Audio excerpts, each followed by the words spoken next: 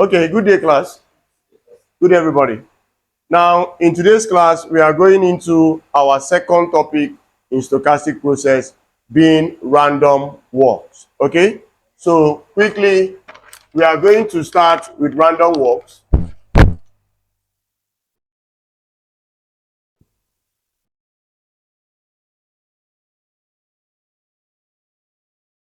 Good.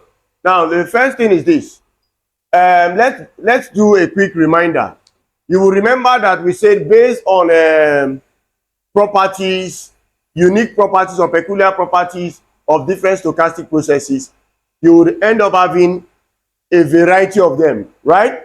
One of which is random walk. So random walk is a kind or a type of what? Stochastic process. In our class today, what we want to see is what gives rise to a random walk. Okay? And what types of random walk do we have? So let us begin. So the first question we are going to answer is, what is a what? A random walk. What's a random walk? So let's a random walk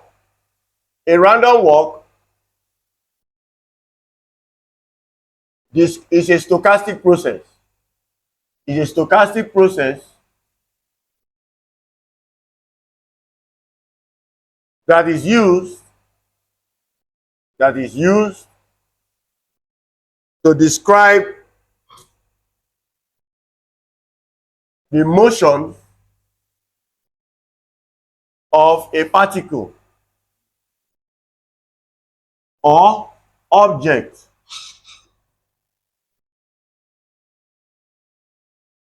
that moves in discrete steps with certain probabilities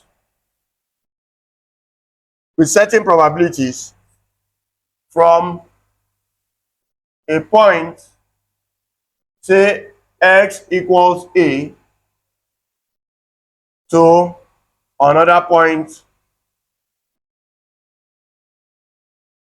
say x equals b.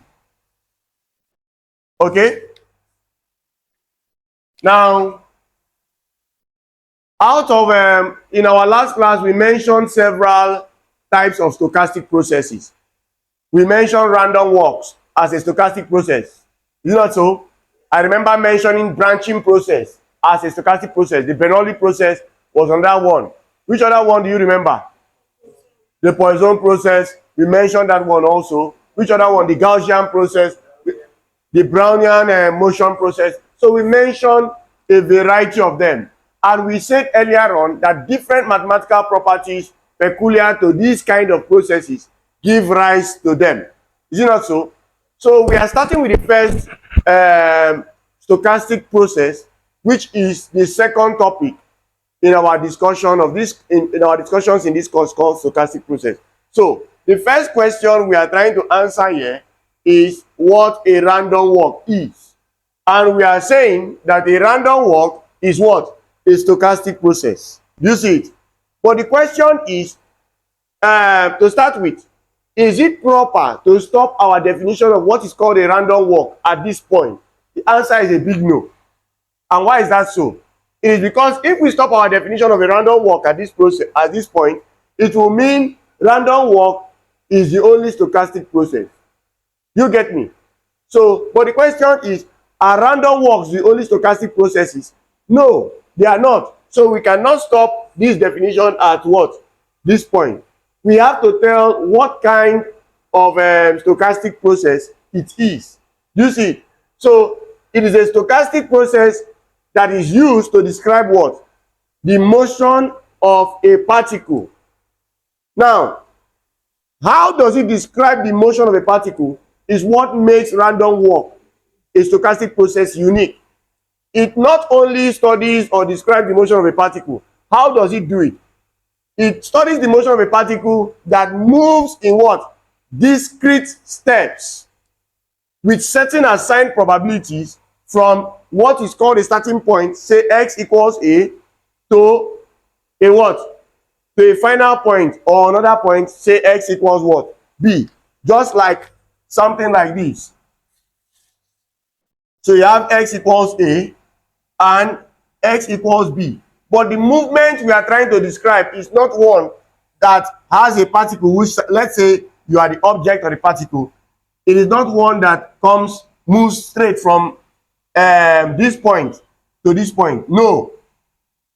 Within this interval, there are different points such that A would move, the particle will move from A in discrete steps, you see it, until it gets to what? X equals B.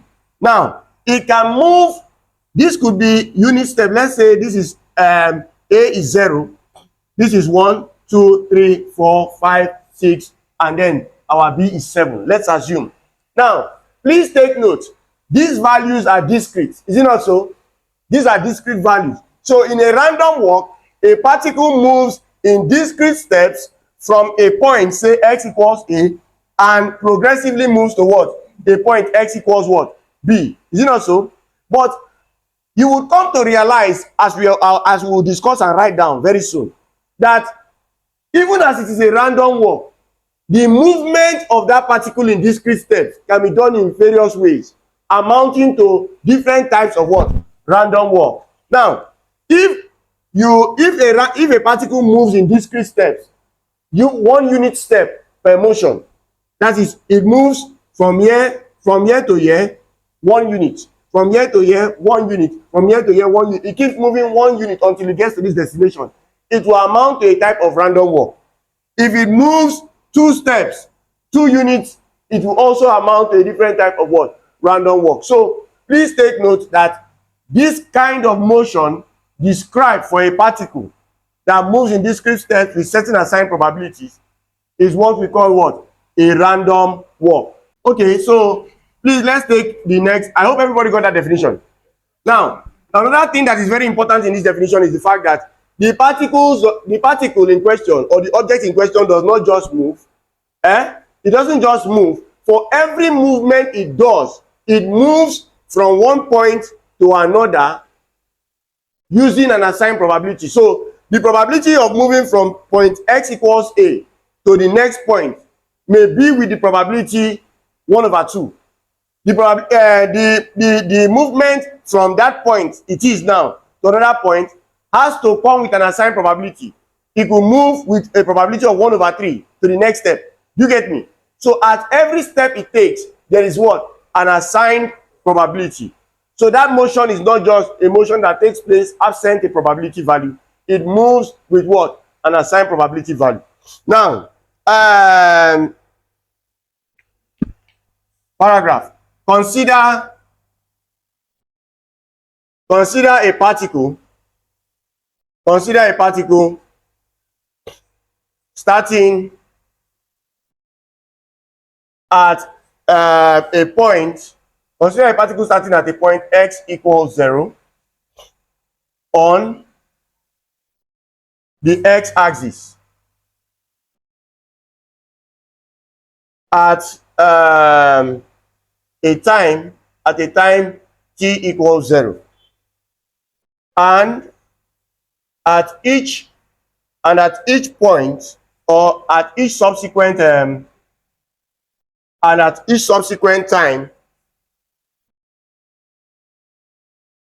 t equals 1, 2, 3 and so on, comma,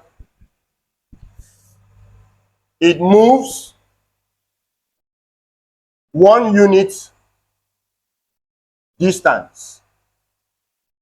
It moves 1 unit distance. We are going to call Z1. So Z1 in this case is the distance of 1 what? Unit. Do you understand me? Just like a step size. So it moves 1 unit distance. We are going to call Z1 equals 1 to the right. Z1 to the right.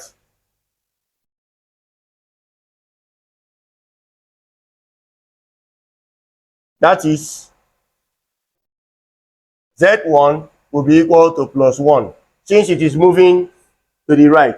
Okay? If it is moving to the left, 1 unit to the left, it will be Z1 equals what? Minus 1.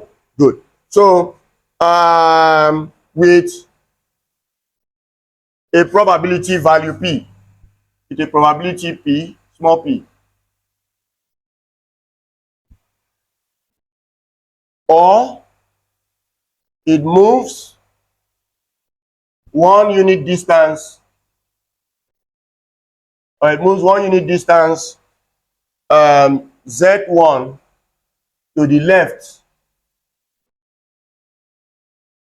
that is Z1 equals minus 1 with, you can see here, right? With a probability Q equals 1 minus P. This kind of motion is known as the simple random what? Random walk.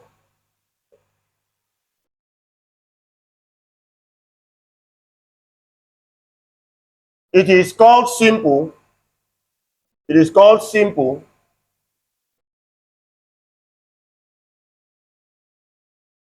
It is called simple random walk because the motion of the particle is defined by unit steps, either to the right or to the left.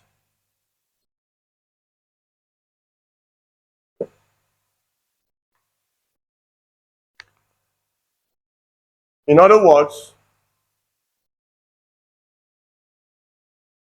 the jumps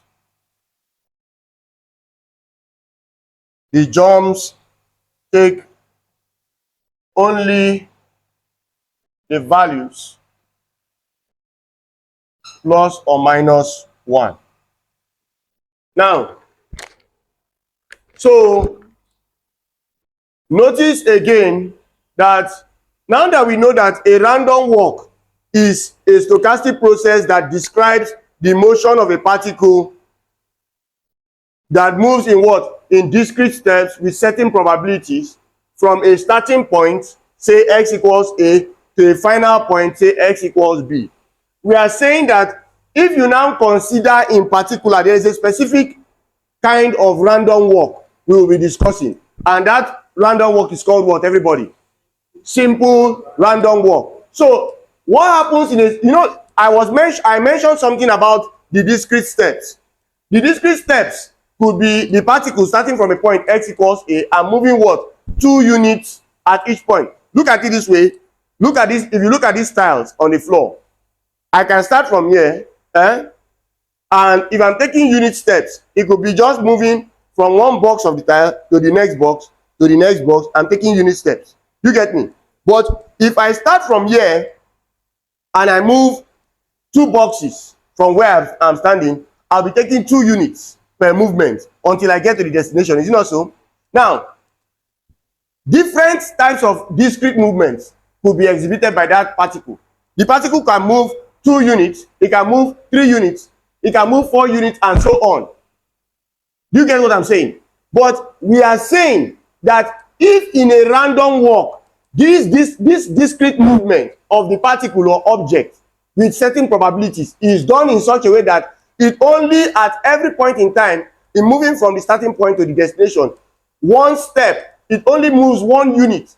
That kind of random walk will be called what? A simple random walk. Because at every point in time, the motion of the particle is defined by what? Unit steps. Only 1 step. Now, take note, in a random walk, you have just seen clearly, as we have written, that the particle can either go forward or go what? Backward. Do you get what I'm saying?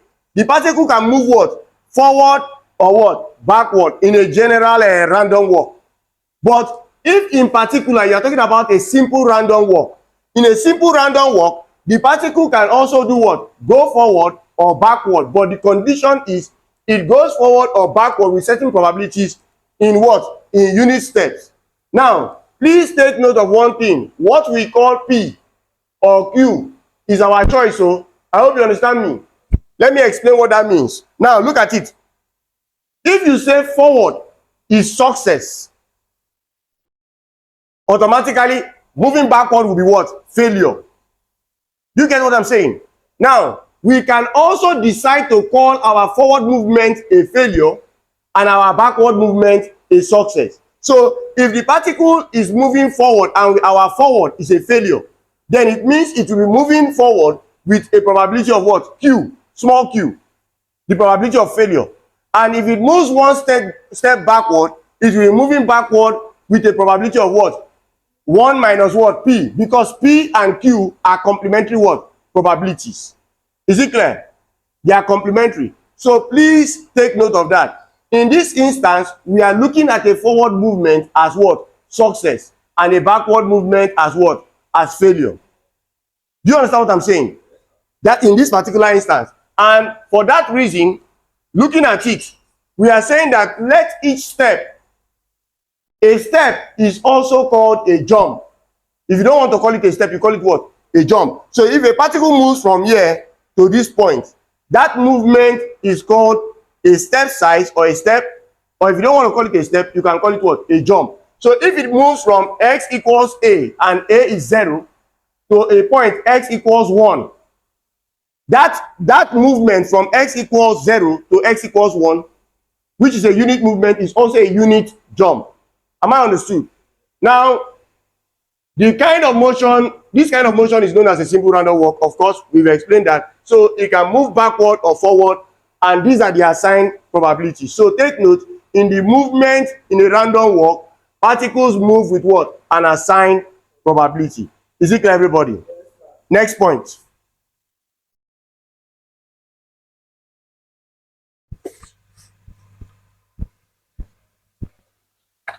So the next thing we want to look at are some developments that stem from this, but after taking a summary remark.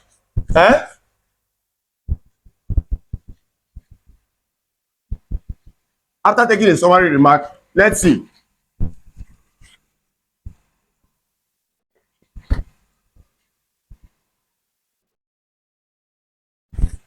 Okay, so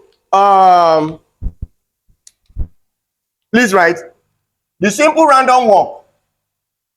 The simple random walk is therefore defined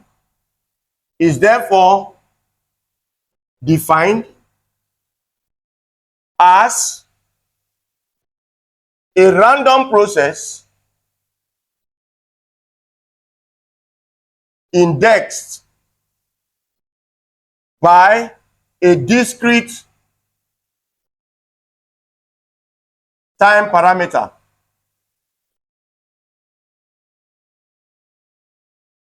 n equals 0, 1, 2, and so on, and has a discrete state space.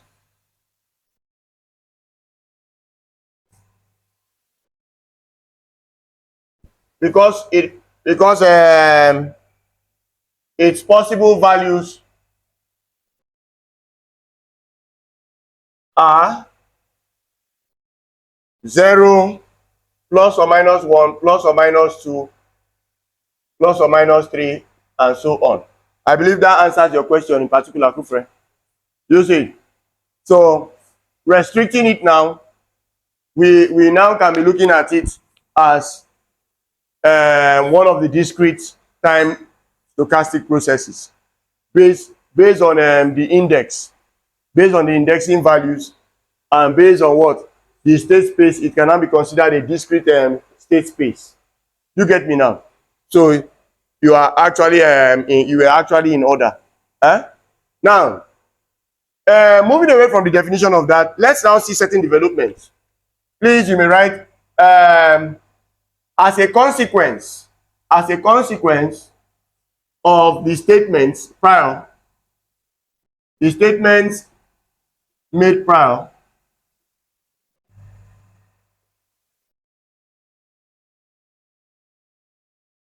we can have the following. Let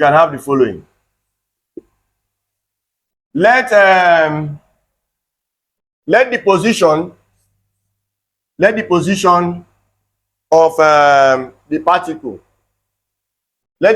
particle, at time unit n be xn.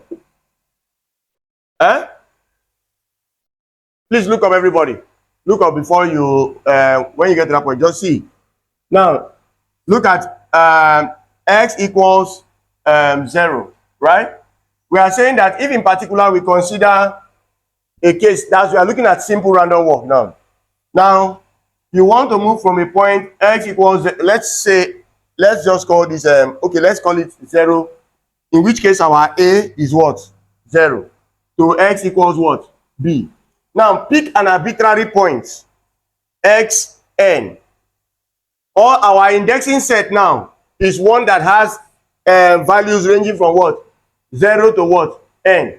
So you will notice that if our starting point is x equals 0, then x0, this 0 here is taken from this indexing set, and the value at x0, which is 0, is taken from what? The state space. You see it? That's why we are saying our state space can assume values 0, plus or minus 1, plus or minus 2. Where is the plus or minus coming from? You can move forward or backward. Thank you. So every point it moves to is a state. So at this point now, if it moves from x equals 0, this will be what? X equals 1. X1 rather. X1 could be 1. X2 could be what? 2, and so on. Now the same way, that is if the particle is moving forward. If the particle is moving backward now, it will move backward to what? X1. But in that case, X1 will assume what? Minus 1. I hope you follow the logic. Good. Thank you very much. So I don't just want you guys writing without having an understanding. So it's very good you have a clear understanding of what we are trying to explain. So I hope we can proceed. So let's quickly proceed. Once I get to sample trajectories, we'll stop there so that HOD can come. So quickly now, so that the position at t equals 0 is x0 equals 0.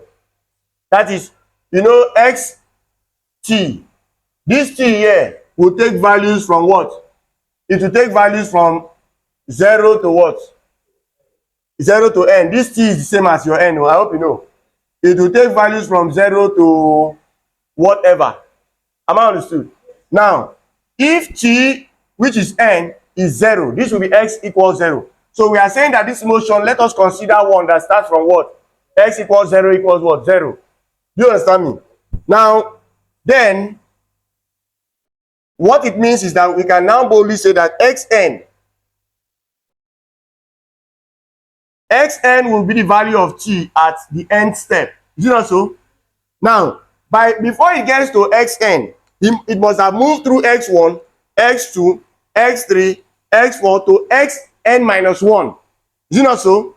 Because we are moving in unit steps. So xn minus 1 will be the last step it will take before what?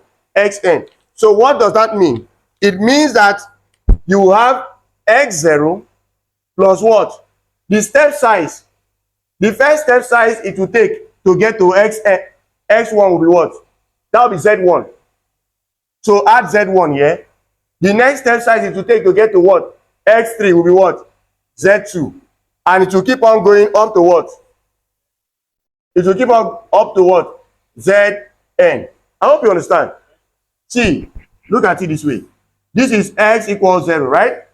X0 equals 0. This is x1 equals 1. Is it not so? Now, for you to get to x1, what do? You add x naught. X naught, which is 0, will add to this gap here is z1. You see it? And for you to move, that is if it is moving in a forward movement, for you to move from x1 now to what? X2. The movement you will take is what? Z2. So for you to move from x naught equals 0 to x2, what would you do? It will be x naught, the value of x naught, plus z1 plus z2. You get me? Now, as at the time you get to xn, by the time you get to xn, this gap here, this is this is xn minus 1. Is it not so? The movement from xn minus 1 to xn is z what? N. That will be the step size. The step size that will take you from xn minus 1 to xn will be what? Zn. So it means that xn, for you to get to xn, all you have to do is to add the initial point to all the step sizes from x naught equals 0 plus z1 plus z2 up to what? Zn. Am I understood? So that is what we are explaining there. So that one is valid. Then comes this now. If xn is equal to all this, and we are saying x naught is equal to 0, what does it mean? It means this will be 0 plus z1 plus z2 plus up to what? Zn, which means that xn, 0 plus all of them will give you what?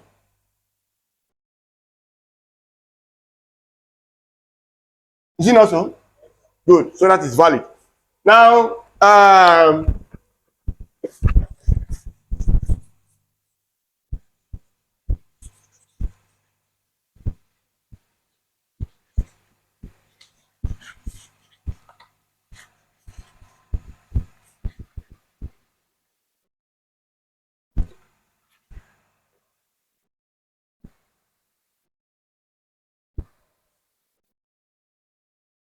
so from this follows that we can say that if we put it in summation, xn will be the summation of what? I equals 1, yes, the zi, right? From I equals 1 to what? N.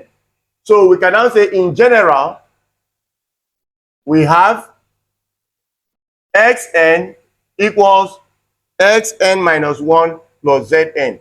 Please, is this correct?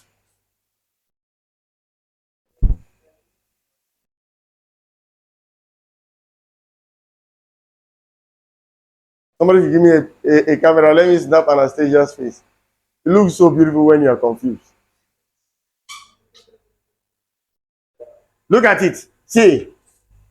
Please, look up everybody. xn. Let the line guide you. This is x naught equals what? 0. This is x1. This is x2. This is x3. Let's assume our xn is what? X4. Let's assume that the xn is what? X4. Now look at it this way. X naught to get to x4 means you would add x0, this which is 0, to what? The step size. This step size is z1. This step size is z2. This step size is z3. And this one, z1, z2, z3, and z what? Z4. Do you see it? Now, z1 takes you from x not equals 0 to what? X1. So for me to, if I put to get to x4, I would add x naught, which is 0, plus the step size z1 that takes me to x1, plus the step size z2 that takes me to x2, plus the step size z3 that takes me to what? X3, right? Plus what? Z4. That is what will give me what? X4. Now, everything here from x naught, which is 0, to z3, if you add all these step sizes, what would it take you to? It will take you to x what?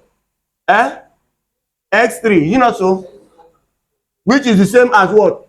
X4 minus 1 plus this Z4. You understand me? That's what we are saying there. Huh? So that simply means that we can now say where the Zn's are independent, the Zn's are independent and identically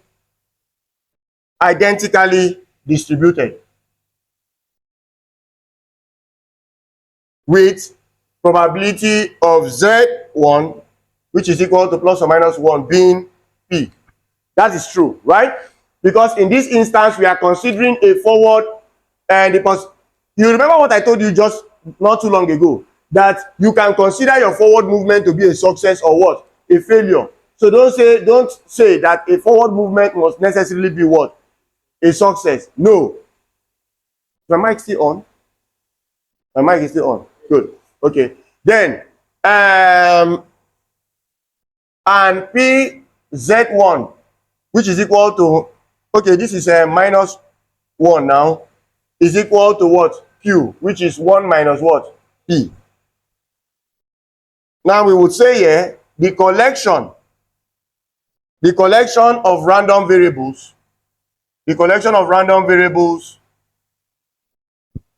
x equals x naught, x1, x2, and so on, is called,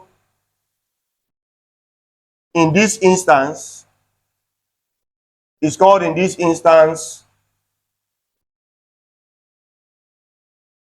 one-dimensional what? Simple random walk. Who can tell me why that is true? Why is that true? Why is it a one-dimensional simple random walk? It is a simple why is it a simple random walk? We've explained that, right? But why are we calling it a one-dimensional simple random walk? It is because the movement of the particle or the object in question, which is in unit steps with assigned probability, is done along the real line. You understand me? Not in the Cartesian plane or the hyperplane. If it is done in the Cartesian plane or the hyperplane, it cannot be described as being one-dimensional. You understand me? So then what do you call it? I hope you understand that. Now let's take the final thing I want to explain now. The final thing I want to explain, everybody, subtopic, sample trajectory. So let's sample trajectory, everybody. Sample trajectory. Sample trajectory. Sample trajectories of a simple random walk. Come, going forward, would it be safe to say or use SRW as simple random walk to avoid repeating the use of simple random walk? So please write the sequence of possible values of a family. The sequence of possible values of a family of random variables constituting a stochastic process. Constituting a stochastic process taking in increasing order of time are called sample parts. Sample parts or sample trajectories.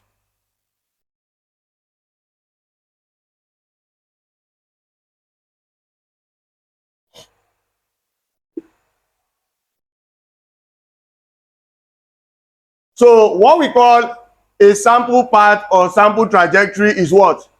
It is a sequence of possible what? Values of a family of what? Random variables that make up a stochastic process. That is, in this case, please, the stochastic process we are referring to is a random walk, or a simple random walk. So if I were you, I would simply replace that or be interpreting it as that. The sequence of what? Possible values of a family of what? Random variables constituting what? A simple random walk taken in increasing order of what? Time are called sample paths or what? Trajectories. Let me show you what it means. Look up, everybody. Let's go back to the one-dimensional simple random walk we are talking about. Look up, everybody. So this is x equals 0 at 0. This is x1. This is x2. This is x3, and so on up to what? Xn, for instance. Now, the value, you will notice that each of them here are random variables. You see it? Each of these here are random variables under one family of random variables. Remember what we said about a stochastic process? That it is a collection or a family of what? Random variables. Do you understand me? So a random walk constitutes what? A set of random variables. Why are they random variables? Let me ask. Why are they random variables in the very first instance? Two things make each of these values a random variable. Each of those variables, two things make them a random variable. What and what? What and what? Let's summarize quickly. Sorry, okay. Take note. The first instance is that the first thing that makes them a random variable in that stochastic process is that each of them can assume any value from the state space. And number two, they don't just assume those values, they assume those values with assigned probabilities. Thank you very much. So we'll see you in the next class.